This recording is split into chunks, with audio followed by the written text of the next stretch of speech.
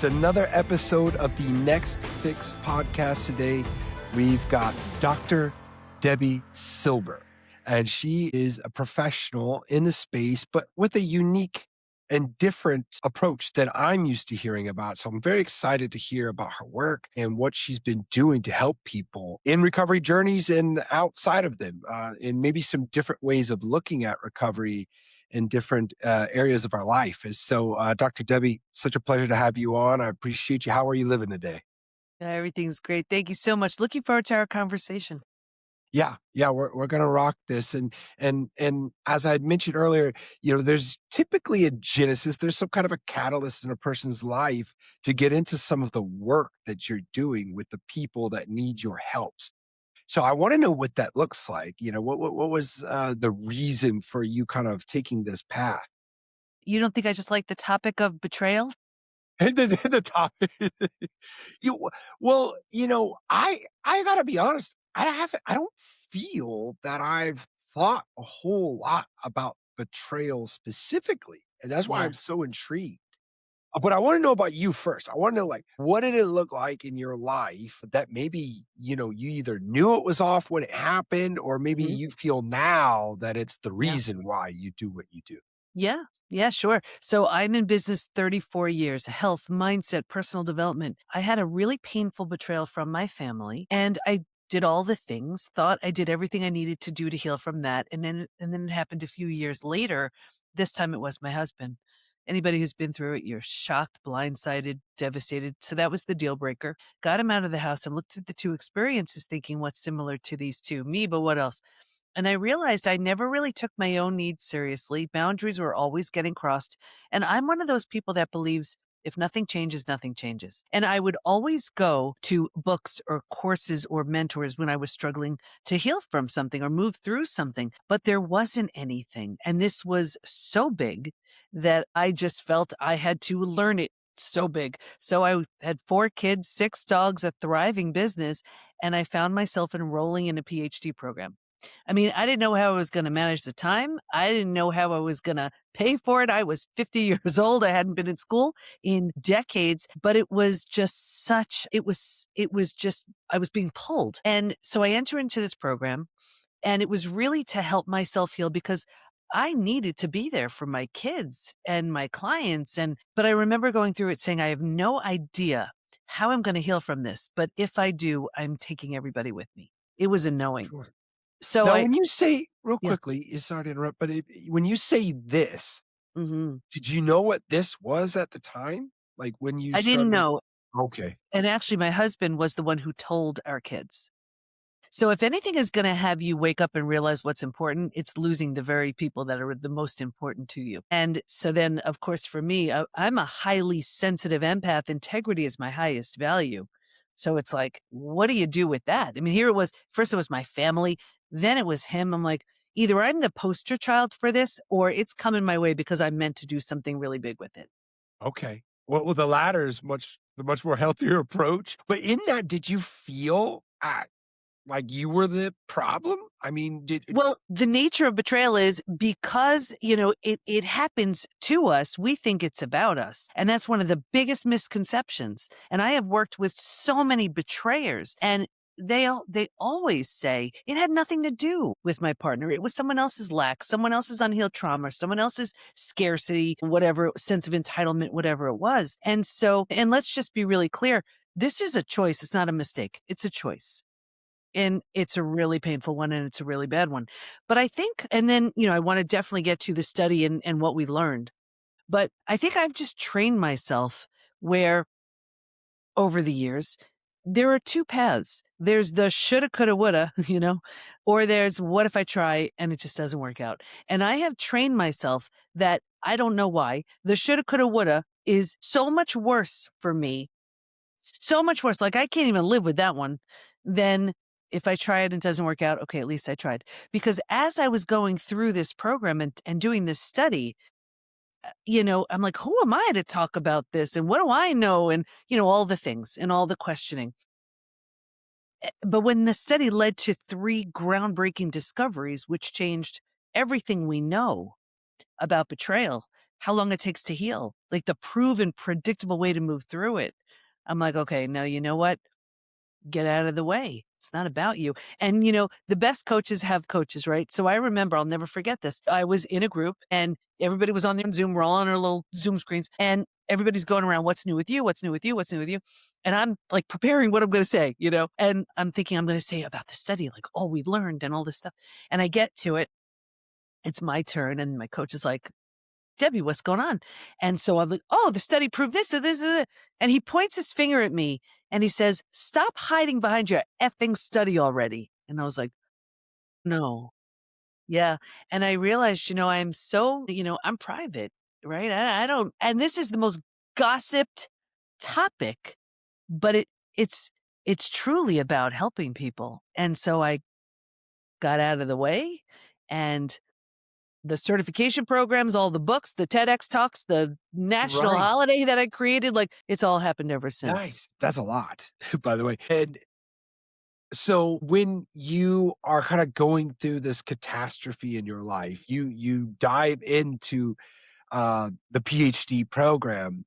Now, you mentioned the study, the research. I guess, are you saying that like through being in school and enrolled, you get your doctorate and all that, like, is that what, I don't know, forgive me for being ignorant, right? Like, is that what, was that the thesis, right? That you did? Okay. Was that like, what was, the outcome of that Yeah, pursuit? sure. Yes, I'll tell you. So the PhD was in transpersonal psychology, the psychology of transformation and human potential. Because I don't want to learn like what causes the pain and the problem and everything else. It's like, tell me what to do with it. So I was very attracted to that. But the study was on betrayal, because I did it selfishly to help. Let me learn something that I could use to help myself heal, to help my clients and everything else. I had no idea it was going to lead to those discoveries. And briefly, and I'm happy to go into each one. The first one was that betrayal is in fact a different type of trauma that needs a different way to heal. And so many people, they're like, well, trauma is trauma. But that's why people are walking around with unhealed betrayals for decades, because they're treating it like other traumas and it's different. Like, let's Can say you go just ahead. real quickly, can you just differentiate? Because in my mind, I'm having trouble, like the word betrayal clearly is Mhm. chosen specifically, but I guess, Yeah. yeah, the differentiation. Yeah. What would be the real differentiation Right. Like between the with 2? other traumas, let's say you lose someone you love, so death of a loved one, disease, natural disaster, whatever it is, right? There's shattering of life as you've known it. With betrayal, not only is there a shattering of life as you've known it, there's a shattering of the you that you knew as well. The entire self is shattered. Rejection, abandonment, belonging, confidence, worthiness, trust, right? Like when you look back on someone you lost, you grieve, you're sad, you mourn the lost, life will never be the same. But you look back with love and fondness, you remember all the beautiful times. You don't look back and question that entire relationship. You don't question your ability to trust. You don't question your sanity. Betrayal rewrites your whole past, right? So the whole shattering of the self and of what you thought you knew and of your ability to trust. Like, think about how terrifying this is. When something happens on the outside, like let's take a natural disaster. Of course, it's terrible. It's awful, right? But you're intact because the people that you go to for support can help you through it to whatever extent. You run to those people. They gave you a sense of safety and security. When it's betrayal, there's first of all, the person you're running to is the person who's causing the harm. Right. The one Right. who gave you a sense of safety and security is the one who takes it away. And even worse, and I write all about it. I mean, my book is in pre-release as of today, Unstuck. And I Nice. talk all about it because, like, let's say trust. What well-meaning counselors, coaches, therapists, they say, oh, you know what? Trust was shattered. Let's start with a low stakes situation in learning to trust again. Sounds reasonable, but here's one of the biggest problems. And again, I did the research. What happens is we have our own system of determining who's trustworthy, right? So whatever our system says, if they do 50 things, 100 things consistently over time, we can say, you know what? I trust that person. And then that person betrays us. That's terrifying because now we look at it saying, my whole measurement system is fundamentally flawed. I can't trust myself. I can't trust. How do I know if anybody's trustworthy? My whole system is broken, you see? Right, right, So that betrayal is a different type of trauma that needs a different way to heal. That was the first discovery. right. Okay. Does that make Is sense? is betrayal always malicious? Is it You always know, well, I define it as the breaking of a spoken or unspoken rule. And every relationship has them. And the way it works is the more we trust, the more we depend on that person, the deeper the betrayal. So a child who's totally dependent on their parent, the parent does something awful, that's going to have a different impact than, let's say, your best friend sharing your secret, right? Coworker taking credit for your idea. Still betrayals, different level of cleanup. But think about it. Like, look at where we are in the world right now. There's this collective betrayal. We're feeling betrayed by all of the institutions, the structures, like all of it. And it's a lot to manage. But the ones that affect us the most are the ones when the heart's involved.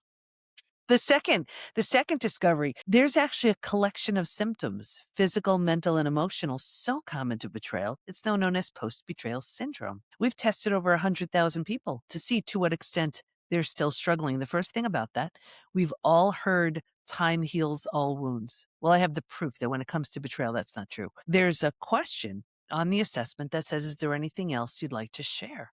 And people write things like, my betrayal happened 35 years ago. I'm never trusting again.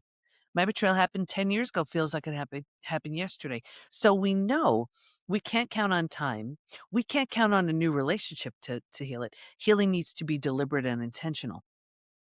You know, as far as addiction and things like that, that is so huge in betrayal. And I definitely want to get to it, but I'm happy to share some of the stats so you can see what goes on. Yeah. Okay, because that would have been an awkward moment if you said no. Right, right. But so these are stats from your research, right? Okay. From over 100,000 people who've taken the post-betrayal syndrome assessment, men, women, just about every country's represented. Ready? I want you to hear these sets. I want you to hear the symptoms, but more importantly, I want you to hear these numbers, okay? Out of over 100,000 people, 78% of them constantly revisit their experience. 81% feel a loss of personal power. Think of the decisions you make when you don't have a sense of personal power. Think of what you do, what you don't do, what you tolerate, what you accept, right? 80% are hypervigilant. You're just waiting for the other shoe to drop. 94% deal with painful triggers. Some of the most common physical symptoms, 71% have low energy, 68% have sleep issues, 63% have extreme fatigue. So you sleep all night, you wake up, you're exhausted, your adrenals have tanked. 47% have weight changes. So in the beginning, maybe you can't hold food down. Later on, you're emotionally eating. Very common. 35% have a digestive issue of some kind. Crohn's, IBS, diverticulitis, you name it. Some of the most common mental symptoms, 78% are overwhelmed. 70% are walking around in a state of disbelief. 62% can't concentrate. So just take that. Let's just stop there. You can't concentrate. Let's say you have a gut issue. You're exhausted. You still have to go to work. You still have to raise your kids. You still have to deal with elderly parents, whatever you have going on, right? That's not even Right. emotionally. Emotionally, 88% experience extreme sadness. 3% are very angry. I mean, I can go on and on. I'll just read a few more. This one killed me. 84% have an inability to trust. If you don't trust, what kind of life is that? Right? Right. 7% prevent themselves from forming deep relationships because they're afraid of being hurt again. Big wall goes up, right? They're keeping the bad ones out, but they're keeping out the good ones too. 90% want to move forward, but they don't know how. The craziest part about that is you didn't hear me say 20%, 30%. These numbers No, are it's three super high. quarters, pretty much the whole way through. Three quarters of Yeah. 100,000 people, which is just staggering. To think about that many people, the majority, strong And majority. the craziest thing, it's not even necessarily from a recent betrayal. This could be just what's left unhealed from What the about partner. that? What is the common or the most typical range? Did you see any kind of you know, stats as far as that's concerned? Like what's the most common reported betrayal? Is it It's 5 years? family and partner. Those are the ones that get us the most. But what's crazy about just to wrap up those stats, imagine that's something that could have happened 10, 20, 30, 40 plus years ago. And here you are with symptoms today because of what's left unhealed. The good news is you could heal from all of it. And that was the third discovery. Happy to share that. But just before we get there, I just want to share one more thing.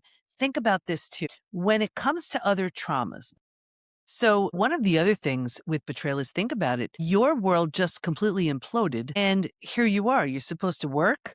You're supposed to take care of your elderly parents. You're supposed to take care of your kids. Like, that doesn't stop. Like with other traumas, people rally and support, but so often, like the betrayed struggles and suffers in silence because they're so humiliated and embarrassed and ashamed. Very often, they're also covering for the betrayer.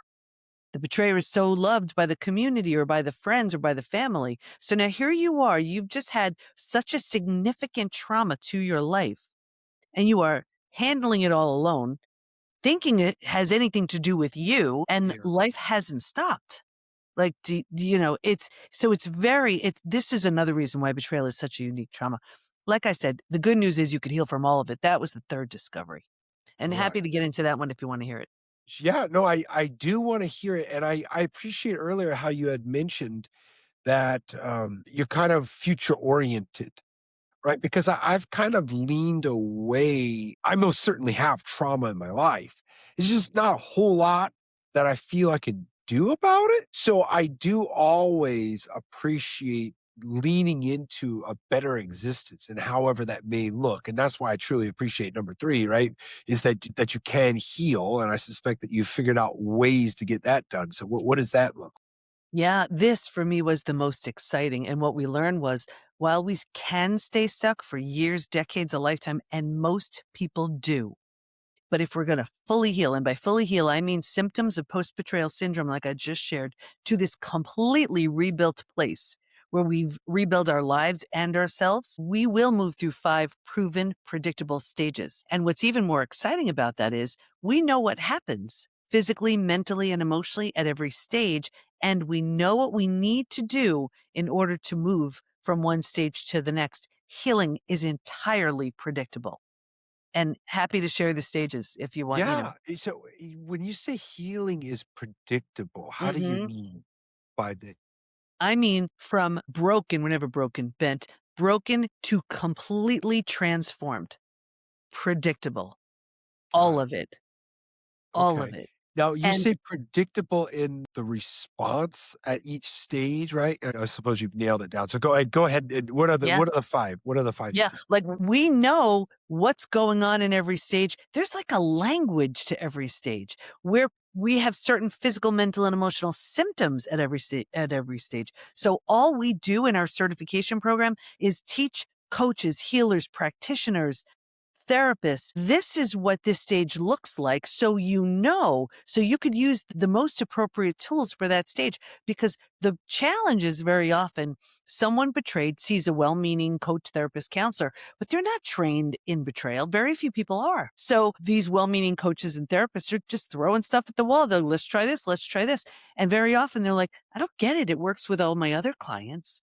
Or this is my most resistant client. Like, what's that about? Very often it's because they've been betrayed. They're not at the same starting place as someone who isn't. So when they understand the stages, then they look. It's so interesting. I just did a podcast with a therapist who, well-meaning, but what very often the person feels heard and validated and understood. And actually, it's a huge disservice for the betrayed because it's rooting them to one of the hardest places to move, right? So let me share the stages. You'll see what I mean. Yeah. Yeah. Yeah. Yeah. So, and anyway, it's all in Unstuck. I put them all in here so everybody has every stage. Stage 1, this is before it happens. And if you can imagine 4 legs of a table, the 4 legs being physical, mental, emotional, and spiritual, what I saw with everybody, me too, was a heavy lean on the physical and the mental thinking and doing, and kind of neglecting or ignoring the emotional and the spiritual. This is all about thinking and doing. We're on autopilot. We're busy, right? We're not scanning for betrayal. And when we think we're in a healthy, normal relationship, We're not looking for it, which is why it comes as such a surprise. Stage 2, shock, trauma, D-Day, discovery day. This is the scariest of all of the stages. And this is the breakdown of the body, the mind, the worldview. So right here, you've ignited the stress response. You are now headed for every single stress-related symptom, illness, condition, disease. Your mind is in such a state of chaos. You're like, what? What does this mean? What happened? And your whole worldview is shattered. That's your mental model, the rules that govern you, that prevent chaos. It's okay to trust this person. Don't go there. These are the rules. And in one earth-shattering moment, every rule is no longer. Like, the bottom has bottomed out on you, and a new bottom hasn't been formed yet. This is terrifying. Yeah. But think about it. Yeah, God. Well, I was just curious, Hmm. and maybe I'll wait till you're finished with the 5 stages, and then I wanted to ask some, like, addict specific, Yeah. You're going to see where this shows scenarios. up. Yeah, Yeah. yeah, It's showing up in so the next please stage. continue. Sorry, I Yeah, no. You're going to see it right in this next stage. If the bottom were to bottom out on you, what would you do? You'd grab hold of anything or anyone in order to stay safe and stay alive. That's stage 3. Survival instincts emerge. This is the most practical out of all of the stages. If you can't help me, get out of my way. How do I survive this? Here's the trap, though. Stage 3, by far, hands down, is the number one place we get stuck. And here's why. Because it feels so much better than the shock and trauma we just came from, we think it's good. And because we don't know there's anywhere else to go, we plant roots here, we park here, and we're not supposed to. 4 things happen. But here's the thing too, and I want to get into those 4 things. We've created a functional life. We're making it work, but it's flat. We're keeping everybody at a distance. We don't have to learn how to trust again, you see? So the first thing is we start getting all those small self-benefits. We get to be right. We get our story. We get sympathy from everyone we tell our story to. And we're so unhappy, we look at that as good. So we plant deeper roots. And now the mind's like, maybe it's you. Maybe you deserved it. Maybe this, maybe that. So we believe that and entertain that thinking, and we plant deeper roots. And now because these are the thoughts we're thinking, this is the energy we put out. Well, like energy attracts like energy. So now we start attracting circumstances and even new relationships. Here's where repeat betrayals happen. To confirm this is where we belong. Here's where we join that lame support group, and you found your people. So you actually will sabotage your healing because you're like, but they get it. They understand. But meanwhile, they're keeping you stuck. Here's where we go to that well-meaning therapist in stage 2. It's beautiful. We feel heard and validated and understood, and we're actually solidifying and gluing our spot in stage 3.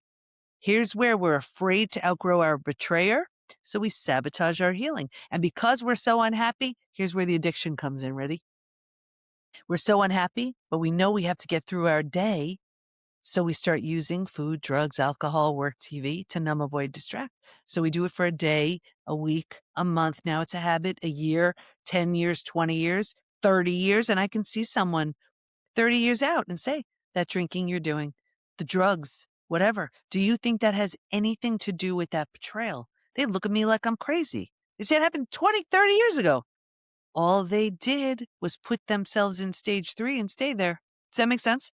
right, right. So it's inferior coping, right? So That's all you're but doing. the coping can stick around because, sometimes because nothing better has really been discovered yet, and the work has ceased, right? Because it's to your point, good enough. Like it's so much better than how it was. I'll take it. And so then the effort, it dwindles, and then the coping, even in an inferior method as maybe substance abuse or whatever it may be, Yeah, they'll just take it because there's no real thought of, well, there's anything better than this. It's just better than it was. that's So it. what is better than Yeah. stage 3, right? So Exactly. Transformation doesn't even begin until stage 4. And here's the thing. We also get this reinforcement from the outside. Wow, you're doing great. Comparatively, compared to where we were. Yeah. And then here's one of the biggest mistakes coaches make, counselors make, therapists make. The person who's been betrayed, right? They get to this point where it's like, you know what? I'm fine. And so then the coach or counselor's like, okay, I guess the work is done. So they send them off. That person is stuck in stage 3.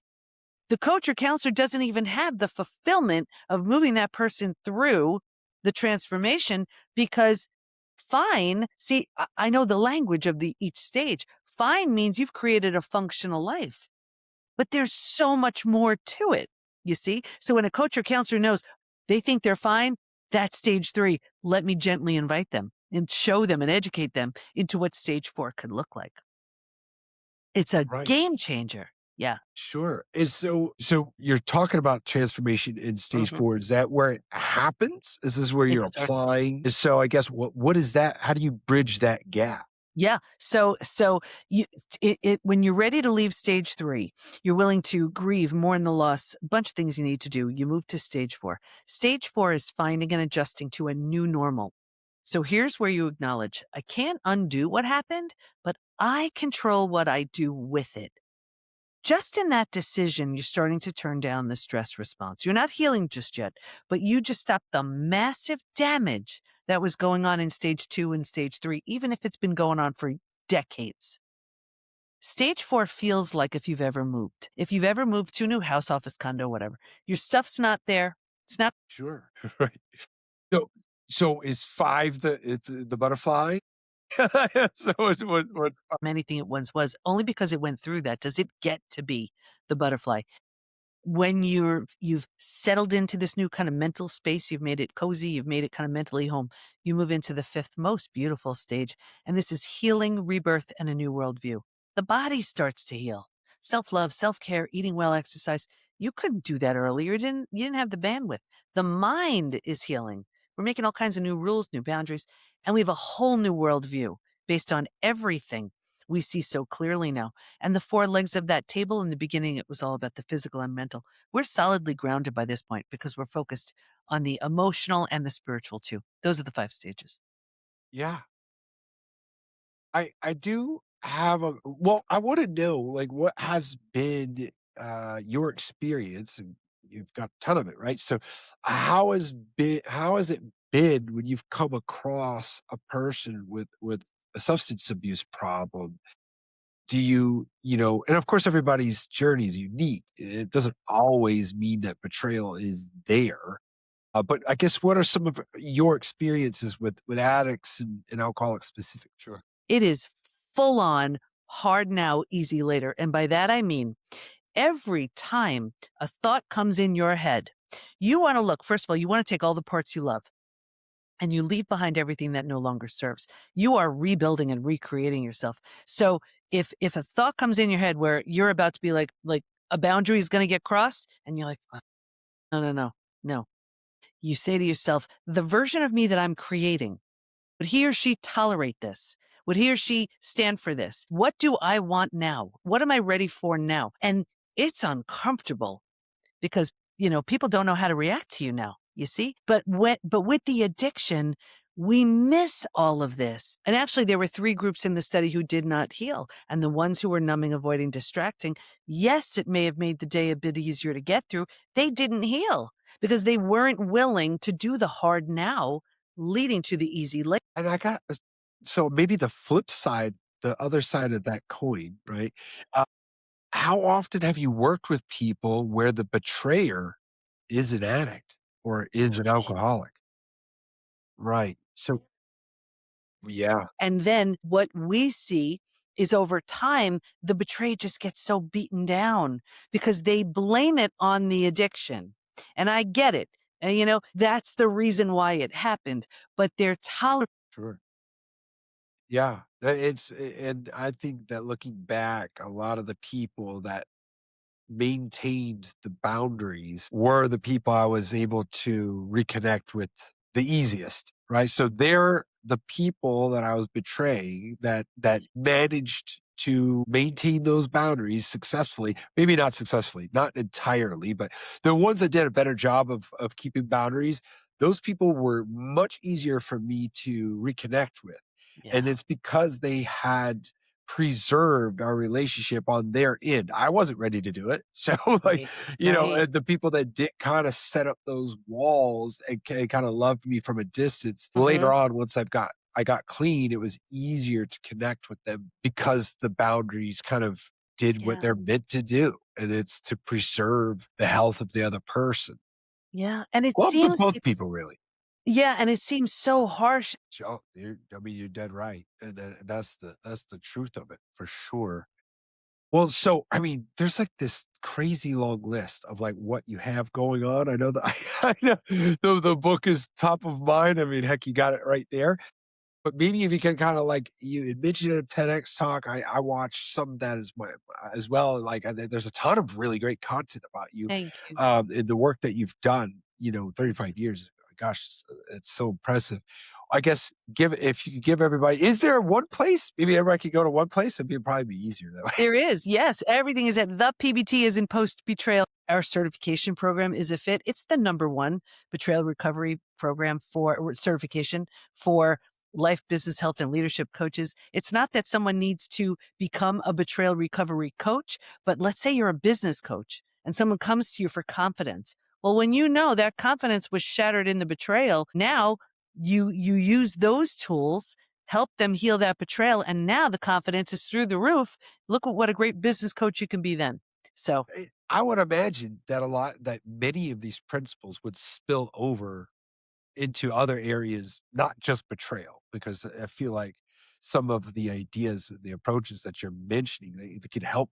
I think Unstuck is a great title because I feel like it doesn't necessarily only apply to betrayal. I mean, I feel like people could really, it could be advantageous for a lot of people to deal with a lot of things. I truly appreciate all this work. I mean, you're a blessing. All right. Okay. That's been another episode of the Next Fix. Thank you, Dr. Debi. And until the next one, guys. See you.